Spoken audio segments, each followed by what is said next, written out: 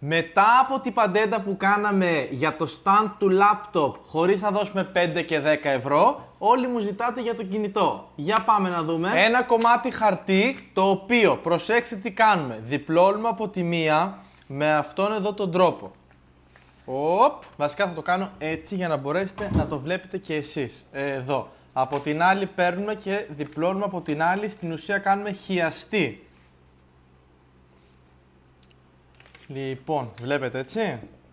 Και μετά τι κάνουμε πάρα πολύ απλά, όμορφα και ωραία. Παίρνουμε, το πάμε εδώ που ήτανε και γυρνάμε το χαρτί μέσα, εδώ, και διπλώνουμε εσωτερικά. Και στην ουσία έχουμε φτιάξει αυτήν εδώ την καμπύλη. Παίρνουμε μετά, πάμε πίσω το χαρτί το οποίο δεν χρειαζόμαστε, τσαλακώνουμε, διπλώνουμε ένα τσάκ εδώ, πολύ λίγο ίσα για να στέκετε το κινητό, θα το δείτε τώρα αμέσως.